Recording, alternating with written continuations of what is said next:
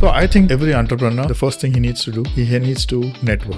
How to start and scale a B2B and a B2C business. I have with me Blaise Costabir, the managing director of GMI Zarak Molders. What does he do? He's the energy man. Shakti tanks, that's his, powering water tanks all over the country, and also into roto molding. So he's going to tell us what is roto molding. He's the godfather of the roto molding industry. The mug you have your bath with is plastic. The computer you type your articles on is plastic. And the phone you're talking to me is plastic. Ethical is not just, we tend to look at it as corruption, but it's much more than that. I wrote a mail to, except Ratan Tata, I think everybody in Tatas. If you look at China, they're street side. A small company that has robots to go to their store and bring stuff back. It's amazing.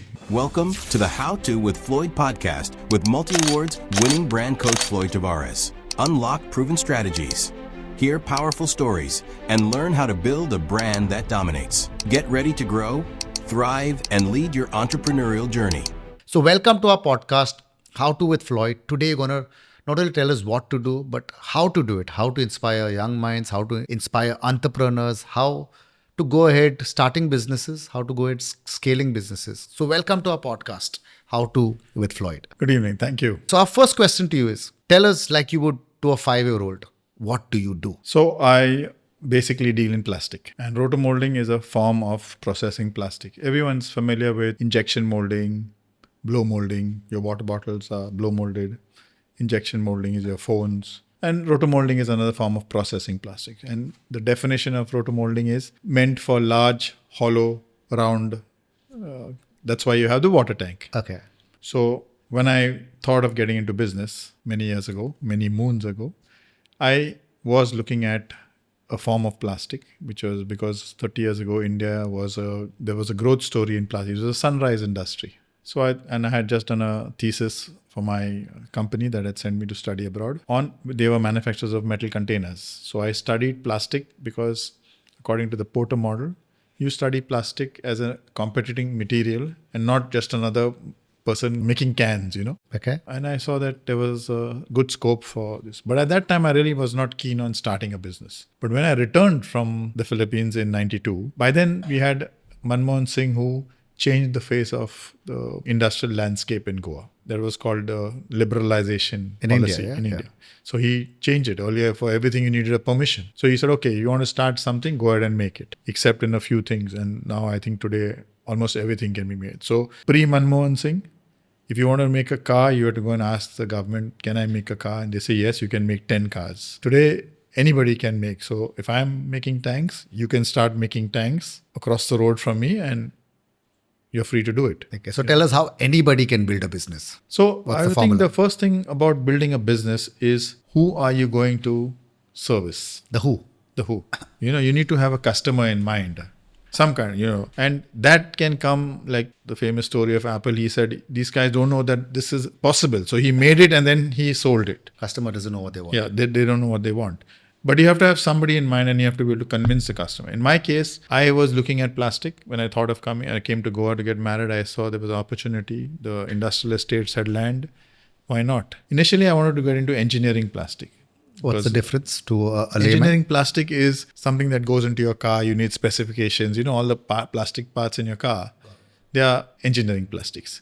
But if you say cup and a saucer, a bucket, it's not. It's just a regular plastic. So specifications are very important and all. And having studied about just-in-time, things like that, the concepts of zero defect and all, they are required in engineering. Were you a hardworking engineering student with all these concepts? I'm unfortunate I'm an engineering student. You're not an engineering student. You spoke like an engineer. I run a light engineering company. But I think if I was an engineer, I might not have reached where I did. Purely because a lot of work that we do, you have the engineering part, of course, but then there's a bank, there's a GST now, there is income tax, there is regulatory things. So much is non-engineering, So I fortunately was able to cover those sides also. And engineers I see generally get stuck in the engineering part. And these are very important aspects of business. Your accounts, your bank, relationship with the bank, things like that. Things engineering colleges don't teach you, right? Yeah, Business. but most of the engineers, what they do is they go into, after engineering to an MBA, and they get into investment banking. And that when I was talking to all these aspirants for the Aryan classes kind of thing, I said most of you will become investment bankers, and where does that leave engineering companies which need engineers? So very difficult to get engineers to stay and do the key. If they could, if somebody like me can do this, can you imagine what an engineer would have done? So it's like that. Okay. So coming back to your business, you have two businesses. One is the B2C business, which is your tanks, and you have a B2B business. So they are not two businesses. It's one business, but two categories. When I started, two customers. I would call it the 99-1. You see, I chanced upon roto molding. Chanced upon? Yeah, because no one was familiar with it, or it's not in your face. So my partner had a business with another person who had started making machines for roto molding. So he said, why don't you look at it? And then I looked at it. And of course, he was making machines, which I bought then from him, was making water tanks. But when I looked at it in depth, because you just say, okay, water tank, we start. I thought that if I looked at the US market, out of 100 products that you made, 99 were others and one was a water tank. That means there was a variety of products. In India in those days, I'm talking about 90, out of 100 products that we made in India, 99, just to give a round figure, was water tanks. And one was the others. So I felt that if we started with water tanks, we have to get into the others. And in the others, I was looking at custom molding or engineering plastic. So that was the view, or that was the path that I was choosing at the start. Because if you choose that, if you know that, then you have like a roadmap and you have to do things along the way. And what are the things along the way? If I know that I'm going to get into engineering plastic or custom molding, one of the things that these companies want, automotive companies, for example, they want you to supply just in time. Mm-hmm. So you must be ready to do that. You can't say I have a order of only if it's 100, I'll accept. They say I want one. Okay, we'll give you one. Wow. Because lot size is one in that case. So that has to be built into your processes that when you're making water tanks. So you're ready to do that. You have to get certified. ISO 14,000, 45,000. All these certifications are important. And when you're starting, you have more time to get these things. But why is that? So typically, once a business is stabilized, shouldn't you get more time? Because in the start, you're doing more things than you should be doing. And in the start, basically, you don't have that many orders. So you have time to set it up. You can use that time to set it up. Like in our case, just as we set up 95, 96, there was a kind of a downturn in the industry. And in hindsight, I think that if there was the same pace it was going, I would not have been able to deliver. And if I'm not able to deliver, you will stop there itself. Yeah. You've already shown that you can't deliver. So this lull helped us to build systems in. I like the way you see positivity in everything. Yeah, you have to. Also it looks like I said in hindsight. At that time I was saying, I missed it. I could have been a bit earlier, but it took so long. The processes took so long to start. Whatever happens for the best. Yeah. Something like that. Yeah. So one business, roto molding, you started with B2C, with the tanks, and then you scaled to now engineering roto molding solutions for the automotive industry. Interesting fact is that that's 80% of your business, while you're known as Mr. Shakti. Yeah. Right. In Goa, everyone knows us as the Shakti man. Yeah. But majority of your business is from the B2B. So what would be your advice to aspiring entrepreneurs or current entrepreneurs on where should they focus on, right, in the start? Because there'll be one product that gives you the fame and one that gives you the name. One gives you the name and one gives you the money. So what is there a particular formula that you use? Yes, I will master the B2C and then move to B2B. Actually, it would depend on the product. In my case, for tanks, it was easy to start. You can make a tank, you can brand it. We branded it Shakti. Logically, I would have thought of naming it Coconut or something like that, Palm or something. Shakti is a perfect name. But so that was the thing where you have to think of, if you're going outside Goa, they won't recognize that. So Shakti was something that was universal. So, even in naming, you have to think where you want to go. So that's how Shakti came about. And that's how we settled on the name Shakti.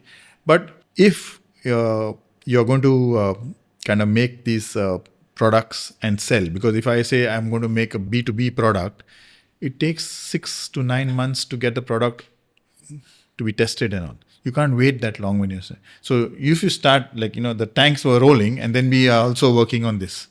So it balances out. So it all depends on the product you're going into. Where do you put your focus on in the start? Because business is all about focus, right? Following on one course until successful. Yeah. So once the tank was set up, and then we started getting in. Okay. So first you set up the tank business. Yeah, the tank so first business. you set up The one systems business. are all set up. For example, I told you about. Can you tell us a just-in-time. little about the systems? How to set Like your for example, systems? just in time is something that you are giving the customer what he wants. So normally you had to buy a truckload of tanks from a supplier. Okay. Yeah. And when I was building my factory, I was making the tank outside and bringing it to Goa. And they were stored very close by to here. You had a factory where? No, somebody else's factory. Okay. I'd make the tanks with my brand and then I would sell it. Now, while I was selling it, I was learning about the market. So transport was a big problem in Goa and it is still today. So we devised a system where we don't ask you to organize a transport. I will deliver the tank at the same price to you in your house. So you don't have to worry about transport. It's built into the product. Because I thought that if I have to tell someone, oh, you want a Shakti tank? Now it costs so much, but transport you see. And then they can't buy it because transport is exorbitant. So I made a back-end deal with my transporter and that's how we deliver today. No dealer of mine keeps stock. They don't have to buy a truckload. Wow. They just say, Floyd wants a 1,000-liter tank in Saligaon. And just like the drop shipping format, right? Yeah. So he'll take the tank and deliver it to you in Saligaon. We'll send the bill to him. When drop shipping didn't exist. Yeah. So that's how we did it. That's and it's a high entry barrier, 94. We started like that. So we were delivering all across Goa what the dealer wanted without him handling the product. So he didn't have to handle. He didn't have to stock. My inventory turns went up. And that was something that we have to do for our B2B customers. Hey, entrepreneurs, great insight.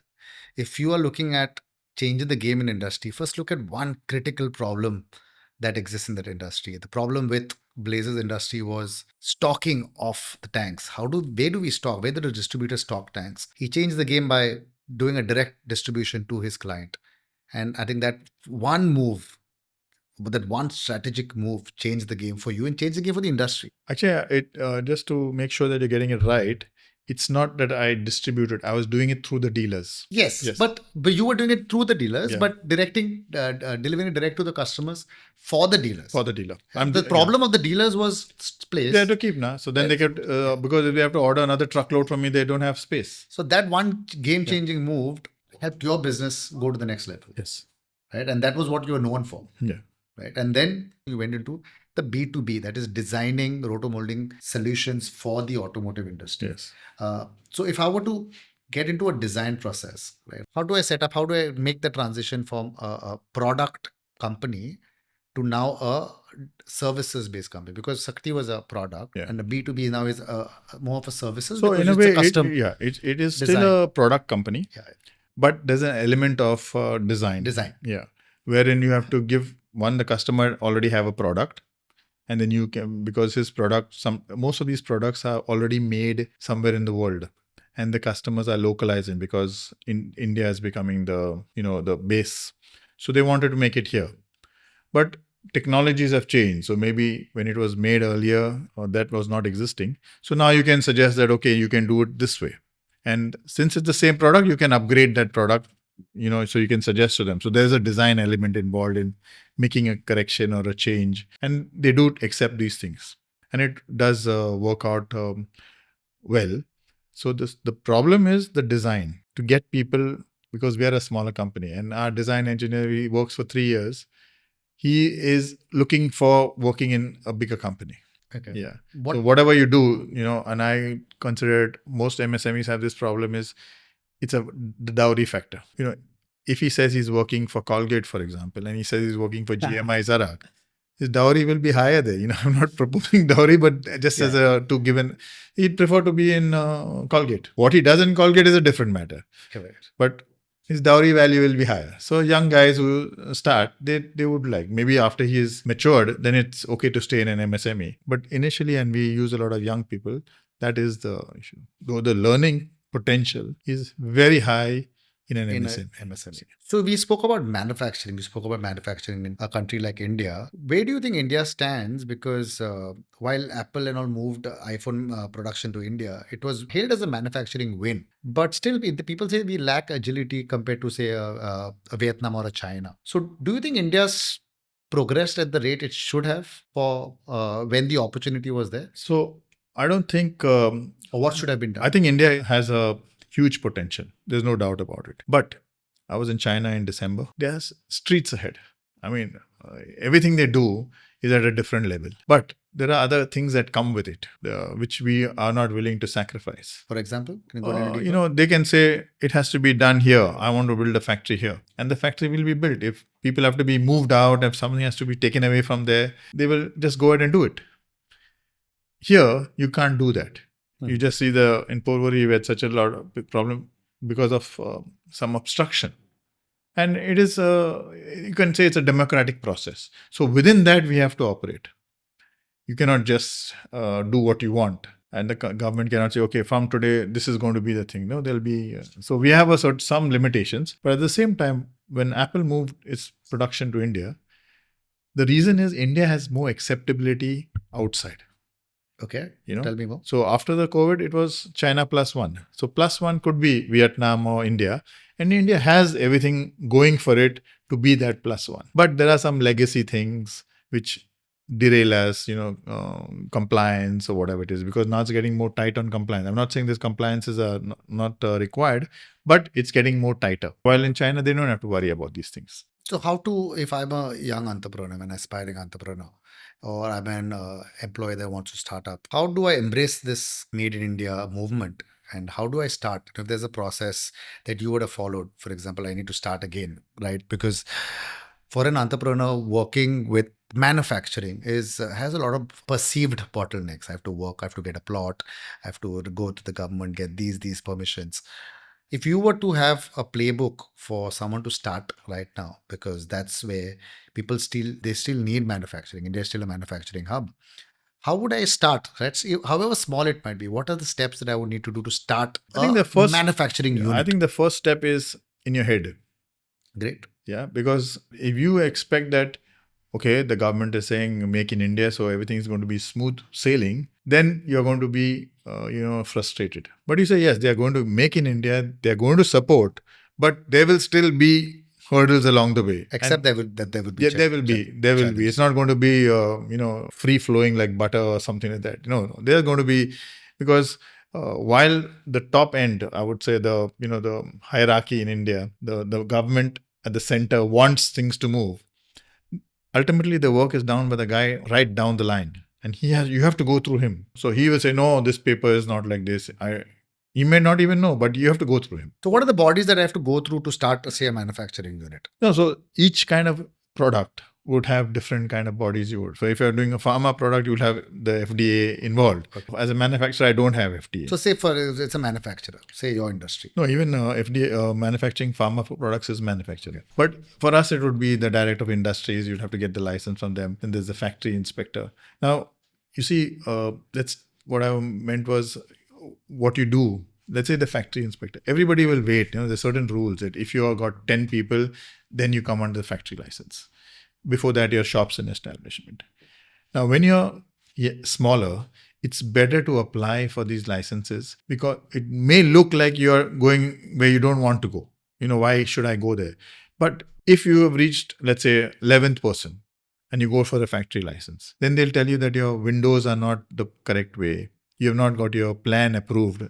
And then you'll have to make changes. So it's better to get it done when you're smaller and do it in the way you're going to do it when you become bigger, because you don't know. So it's better you left it out, then you'll be I'm stuck. Then you have the fire department. It's better to get involved early on so that you don't have to make any changes later. Because as you said, you have more time. You have more time. I mean, you don't have exactly more time, but you have to look at it like this, because if you are going to grow and you want to, and you want to be a big business, think like a big business. You have to think about it now. Otherwise, suddenly one inspector will come in and he'd count your people off and he'd say, oh, you got 11 people, you should have been under the Factories Act. And now you're running around. So where do the people go to get such advice? So I think every entrepreneur, the first thing he needs to do, he needs to network. According to me, that's the most important thing an entrepreneur has to do. Network. Okay. Tell me more. And networking is something that you join.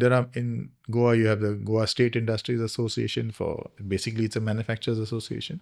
You have the Goa Chamber of Commerce and Industry. You have CI. You have parts like that, different organizations. But these are I would think in Goa, the three main ones. And now what happens is when you join these organizations, you may say, I'm a member. But being a member is, of no use unless you take part in that organization. So when you take part, you be part of it, you go for their meetings, you join some committees of theirs, and that way you meet people. So I had my own question when I first joined the GSI. When I came, I had come to Goa clean. I just came to Goa. Before that, even though we are from Goa, we didn't have much. I don't have many cousins or huge connection in Goa. So I joined the GSI, and I was one day driving there and thinking, should I be cold calling or should I be going for this GSI meeting? Interesting. What do you do? Because your time, basically. And then I read a column by C.K. Prahlad. He's late now, but he was a management guru. And he said, he was talking about big companies and he was talking about divisional head. Do you promote your best divisional head to be the CEO? And he said, no. Logically, you would think like that. But if you think about it, it's not. You need someone who has an outward looking focus to be a CEO. A divisional head looks inward, and brings it out. And a CEO has to look outside and say what is to be brought out. So I felt that as a CEO or a MD of a smaller company, I had two caps. One was inward looking and one was outward looking. And I have not regretted that decision. It's worked. I should have been cold calling, I said, but today most of the people know that if they're looking for a tank, even if their purchase guy doesn't know, they say, okay, ask Blaise. So instead of cold calling, you went for that meeting, right? I went for the meeting. What was and the outcome? And then I got into the executive committee. And you meet people, because if I sit in my factory 24/7, I will not have that insight. I need something, I need to talk to somebody, this is a problem. You go there and someone is talking about it, or, the inspector came yesterday and he was asking for this data. So you already have a heads up. So besides getting business, also getting mentorship, getting insight, getting solutions on how to tackle certain problems. I think that is a great part, because you were also a CII past chairman. Yeah, I'm past chairman of CII. And that too, I think during tough times. And during COVID times. Yeah. Okay, so if you like what you're watching, if you love the insight, which I'm pretty sure you love, do not forget to subscribe. Give our channel a like. We are on the mission to help owner-driven businesses grow and help everyone take their business to the next level.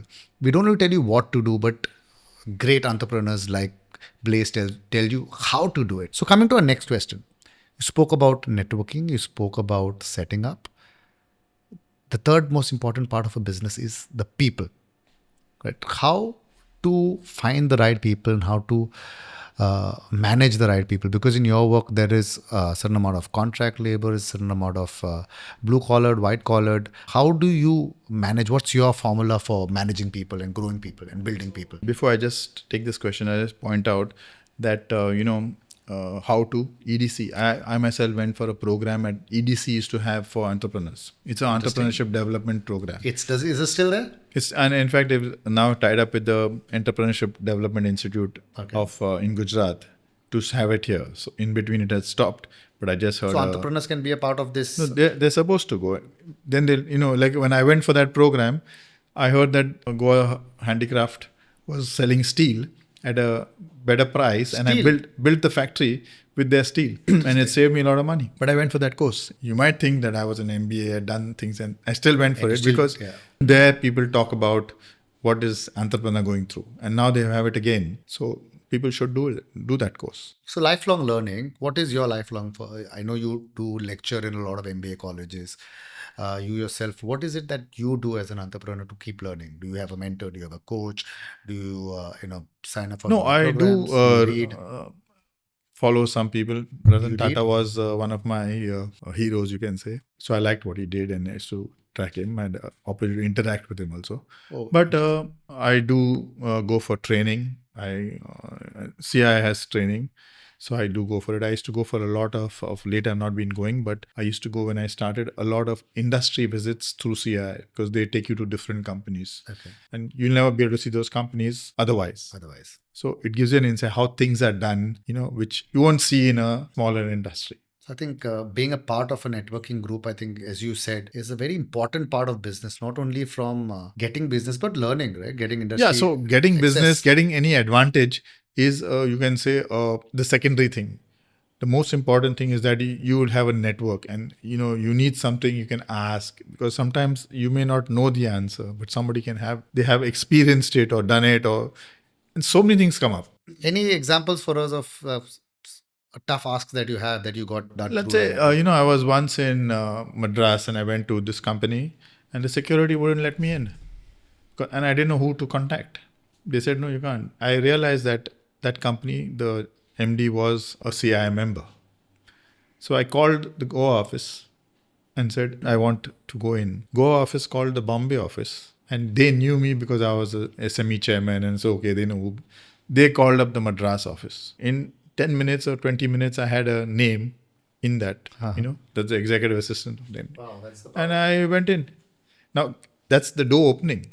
Now, getting the order, which we did, is a secondary part. It's up to your capability, your ability to deliver. Yeah, it's not only about knocking on doors, but Yes. ensuring But the the door doors opened. open faster. Yeah, it opened. Otherwise, you would not get in. So that's the power of networking. Yeah, so coming back to the people part. So people, when I first started, everyone told me, don't hire locals. Why they don't hire locals? They don't work. And I was like, in Bombay, Goans are there. I lived in Bombay, and there are a lot of Goans, and they were all hardworking. So I said, do I consider myself not hardworking? So we hired only Goans. Until 2016, I had 100%, maybe to be 99% would just to be safe. And the brand was built by them. We worked 3 shifts. I didn't have issues with leave or festivals, anything. So it was a good journey. So promote local.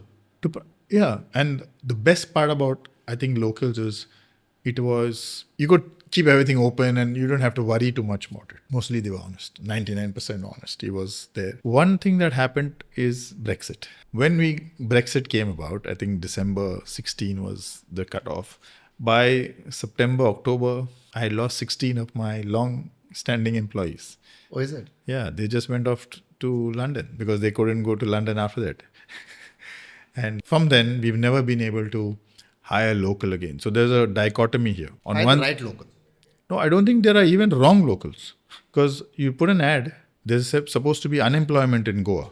You put an ad and you're not getting any response. So where the people are, what they're looking at, I don't know. It's very interesting insight because we're always hiring, right? And since we're always growing, we have ads on newspapers, classifieds, Naukri. I think our recent count in 1 week were 216 applications. While the ad is targeted locally, somehow the algorithm is getting us a lot of people from not the state, right? So while our ad is only targeting locals, but the people that are receiving the ad and people that are actually searching are 80-85% non-locals. I'm not too sure why. I'm not sure. I don't know what the phenomenon is. And so that's... So you're saying what I'm saying, that we're not... And this is data. This is recent, 1 day old data. Yeah. So it's not available. Where are these unemployed people? But that being said, the locals that work are the best breed that you will get there. Yeah. Right? I would like to have work with our team. We have the brightest minds and the brightest sparks working, right? So, and they're all local. Yeah, I fully endorse what you're saying, but we must get them. Earlier I had them and now they're in London. So that's a thing. But we have to keep trying. And the other part of this thing is that knowing that they will leave. Well, we have people who have been working with us for 10 years, 12 years and more. I think the maximum is 20 years and all that. I feel that I know they will leave. And if they stay, it's okay. But training. I don't mind training people so that while they are with us, they deliver better output. Otherwise, the logic is, why bother? They're going to leave. Interesting. So you say that when the guy comes in, you teach him whatever you can so that while he is in your company, he will deliver to your customer. But that's the mindset of a lot of the SMEs that you see out there right now. That why should I train if they're anyways going to leave me? Yeah. But if I don't train, why should they stay if I don't train? Right? No, so we just change the question. I don't think, why should they? See, it's not about money and it's not about training. But isn't training as important as breathing? No, it is. But I'm saying that even if you train, there's no guarantee that they won't leave. In a one-click world today, who will guarantee anything? And I think that also is a mindset differentiator between entrepreneurial thought process and a business thought process, right? So while one thinks only of building himself, a business person would think of building the business, building the people. And building the people can only happen if you have consistent training, not one-off seminar, one yearly meet at a resort, right? How do you consistently train? In your weekly meetings, how do you train? I think a lot of SMEs don't have that. I think education itself, because many of the hardworking SME owners have possibly passed out from the 12th, and they themselves have not learned the art of training. Right. So, as you said, you've been in an MBA college. You understand the importance of education. You understand the importance of continuous training. How do you impart these continuous trainings in your organization? We cannot afford to have trainings in our company. But that can be done by you as well, right? Yeah, we do training for what is called on-job training. On-job training. Perfect. But there are GSIA or GCCI or CII or there's an HR association of HR managers. So they will have training program which they advertise. And then we send our people to these. So 2-3 safety, the factory and boilers will have safety training, first aid. So you send your people there. Oh, that's a great. So if we can make a list and put it for a download, so our viewers can actually so they do register. This, like you say, EDC has a training for entrepreneurs. That's great. Yeah, Right. And factory and boilers has this courses for first aid training. And so that if anything happens in your factory, you will have somebody who knows what to do. So we that's happening. So that way you have others. You can he'll be out for 3 days and it costs so much. Why bother? But you have to do it. So I seen some great insights on how to get trainings. We will put a link below on some different trainings that you could do for your entrepreneurs, different institutions, different organizations that have training. So go ahead, train your team. If you love what you're hearing, do not forget to like, subscribe, put in a comment, share the gift of this growth, this learning with your colleagues. Coming to something a little more, I wouldn't say controversial, but the word sustainability, right? You are in a line where plastic is anti-sustainability, especially in industries right now focusing on sustainability. What is your take on sustainability? I'm glad you asked the question. But plastic per se, I had this discussion with this author who was a champion of environment. Okay. Yeah, and she's no more, so I will not take a name. But anyway, I called her up for some help and she said, how can a NGO in environment work with a plastics guy? Oh, okay. So I said, see, I'm sure that one, the mug you have your bath with is plastic. The computer you type your articles on is plastic. It's plastic. And the phone you're talking to me is plastic. Okay. So, put it in perspective. And what I was offering or what I wanted help was I was going to use plastic to make a composting bin. Okay. Now they said no. But then later on another lady, Patricia from this helped me, and we have developed a composting bin. Now, so if anybody wants, I have a bin that can be composted 2-part. I've done a lot of experiments. It's available. Unfortunately, we don't have the bandwidth to sell it or whatever, but it's there. I did a grease trap for restaurants. The grease trap is going into the soak pit. So we made a grease trap. Now, it's there. I have a biodigester where we put in all our garbage into it and there's gas, you can use it. Do you do that as well? I have a biodigester. Okay. And we also work with a company that does water treatment. So the tank is mine and then he puts his baffles inside and we use our water is recycled and all my factories is recycled. So it's not impossible to be sustainable with plastic. What you're talking about is one-time use plastic. Yes. You take a bottle and you throw it out, or you take a bag and you throw it out. That's the thing. But all our plastic that we use, 99%, unless you use some XLP or that's cross-linked or something, is recyclable. So we can recycle it from a tank into something else, into a dustbin, into a gamela, whatever it is. So it's possible. So that should be the first thing. And two, if you did not have plastic, let's say the amount of milk we consume today. When I was young, we bought milk in bottles. Mm-hmm. We took the bottle home, washed it, and gave it back the next day and put it. Today, if you want to consume milk, just milk, the number of trucks you will need on the road, because that's a weight. So if you can carry all these pouches in one truck, that same amount of milk which leaves the Goa dairy, to be transported across Goa, you need 50 trucks because of the weight. The steel container, the glass, then there's breakage and things. So plastic per se is not the problem. What is the problem is how we throw it out or use it or dispose it off or something. That is the thing. Interesting. Okay. So coming from sustainability, moving to responsibility, right? We all know that ethical management or responsible management is the need of the hour. However, it's just a term used in MBA college. What are the practices that we need to actually imply in our businesses such that not only the owner is ethical, but the people down the line, how do we practice ethical and responsible management and practice it in our manufacturing or SMEs? So, in our SME business? when you said the owner is ethical, when I interview a person and all, I tell him that ours is an ethical organization. Okay, tell me more. But I cannot be an ethical organization or we cannot be an engineer if even one component is not ethical. So it means that every employee has to be, otherwise it's not You're a fan of possible. Tata, right? So Yeah, I think you can. yeah.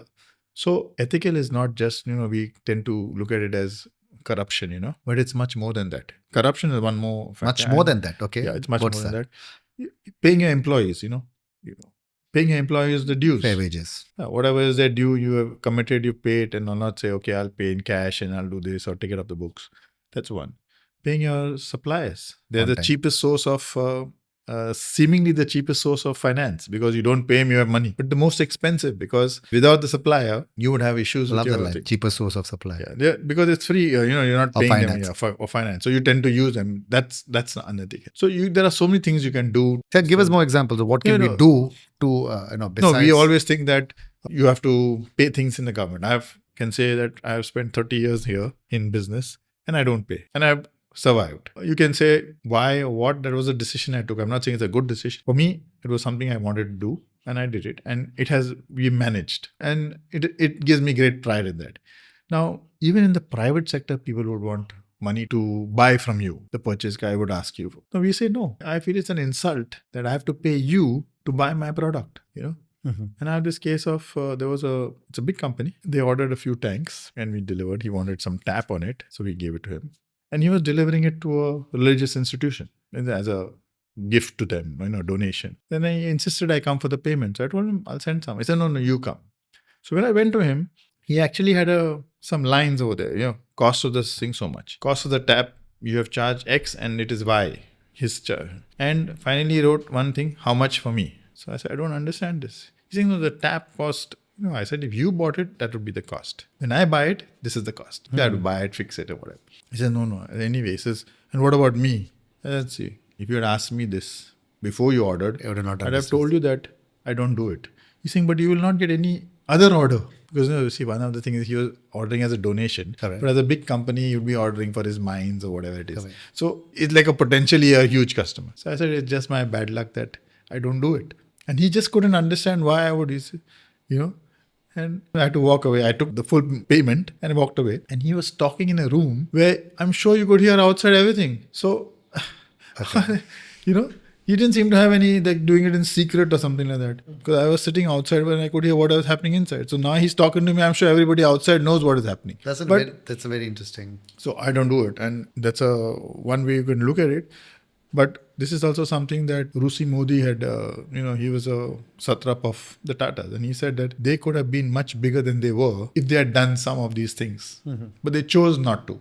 So I guess if you don't do it, there will be a loss. But I feel that the positive is more, because see, to do it, now let's say I have to pay you to buy something from me. How do I give that money? I can't say paid Floyd X rupees. I have to generate cash and then pay you. So that I have to make a fake bill. I have to take it out and then pay you. So you subvert your systems, your people are watching that you're doing these things, So it's actually a losing thing for you. Mm-hmm. And in the long run. In the long run. And one of the things is, fortunately today there is no subsidy. But in the era of subsidy, if you see many of those who claim subsidy and inflated the bills in order to get more, have closed down. And why is that? If a machine costs 100 and you say it's 200, you will get more subsidy. Okay, but you have to share that subsidy with whoever is doing it. But you look at your balance sheet, you have to now depreciate on 200. Yeah. You have to pay interest on 200 because that money cannot come back. It's like a cash. Yeah, it will come. You ultimately have a price of a product which is not sustainable. So you are out. And most of the companies that took subsidy like this have shut down. So you have to look at it from this point of view that yes, you are going to pay somebody and maybe make some more business, but you're subverting some systems. And therefore, and you see the oldest companies in this, when I deal with them, John Deere, Atlas Copco, Husqvarna, Wittgen, that's a Ham, Dynapack, Bomag, they are like 150 years plus. And they have these as ingrained in their Value system. Yeah. So I think value system is something that a lot of people just have it on their walls, and it's something that they just speak on a review meeting or a team meeting. But very few people actually have a core value system, right? Like the Tatas would do. So what is it that we can do as entrepreneurs? Tatas practiced it, because I once had had an example where it said a supplier cannot feel cheated, not cheated. Yeah. And I had a problem with Tata. I went up, I complained. Tell us a little more because that's really a great No, story. so it's like this. I was making a part for the Tatas, one of the Tata companies. And the guy said, okay, we figured out this is the cost of the mold, this is the cost of the part. And then he said, no, I'm not sure you'll be able to make it. So I said, okay, I'll make it. If it works, we're through. If it doesn't, it's my problem. He said, okay. So I made the part and I gave it to him. So he said, but what about the price? I said, first tell me if it's okay or not okay. It works. Now he said, oh, the price. So when I gave him the price, he was not willing to pay for the mold. I said, okay, I'll get a PO from Tata Motors. Anyway, I made the mold. The price was just about the material cost. I said, okay, because anyway, the mold is made and we get a PO from Tata's, this is the early days. He said, no, this is I want for the next 5 parts. Because the gears, there are 6 gears. So I'd made it for 1 gear and he wanted it for the 6 gears. So I said, see, boss, eyes closed, I got into this trouble. But what kind of a businessman I am if I do it for 5 other parts, eyes open? So he says, the problem is that you have not taken anything in writing. So you should change. I said, I'm not going to change my lifestyle because one person doesn't keep his word. But anyway, I will take it up. And again, this is where network comes in. I was on the SME panel. I knew quite a few Tata people because their cards are with you. I wrote a mail to, except Ratan Tata, I think everybody in Tata's. Okay. And the day the tsunami hit Madras, I got a call that you come and meet us. It's like they're shaken up over here. And then I explained that you have taken my part. He's saying someone else get it cheaper. I said, you prove to me that he knows what he did because I changed the part. It was our design. He said, but they must have seen. I said, it's my intellectual property with you. You have to be care of it. So they gave me the order, because I said, show me an email from Tata Motors that says that after this date, no molds will be paid because you negotiated a mold cost. So they paid the mold cost and they paid the part price, which he had done. It was all in the emails. So it may not have been in writing in a PO, but it was all in email. Yeah. And they agreed to that. They kept their side of the bargain. So that's how they practice what they preach. Interesting. Guys, if you like what you're hearing, please do not forget to give it a like, give it a subscribe. The last part, automation, AI. How is that impacting your business and how should entrepreneurs, SMEs, owner-driven businesses incorporate that into their business? So there is some amount of automation happening. But if you look at China, they're street side. A small company that has robots to go to their store and bring stuff back. It's amazing. These little things running around, bring the stuff from the top and it's an SME company. Here, the price is still high.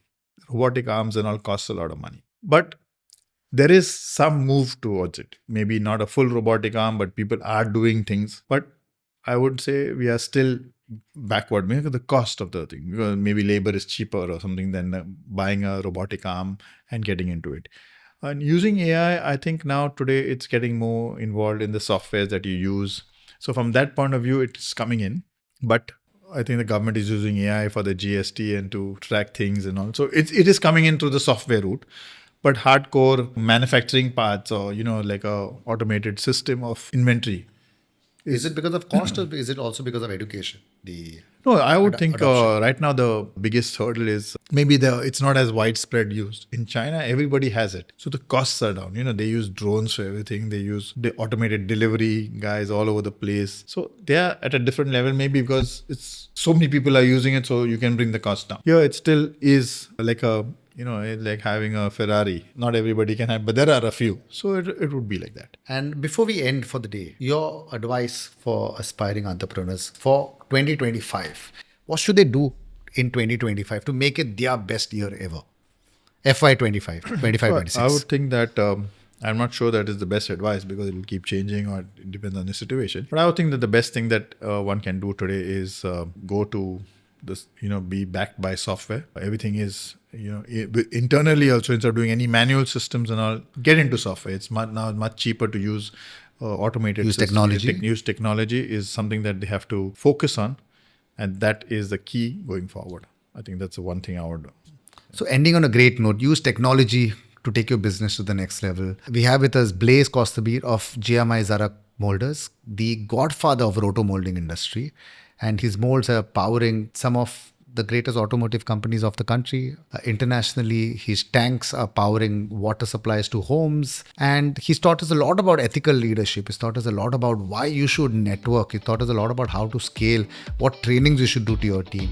And if you loved what you're watching, if you loved what you heard, if you're listening to it on Spotify, YouTube, please do give it a like, give it a follow, subscribe, help us grow our community, right?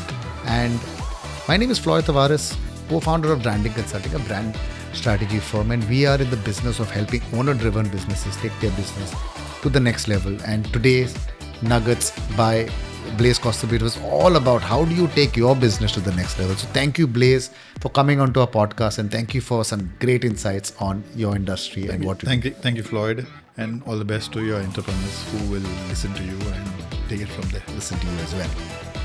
Great. Yeah. Thank you and stay blessed.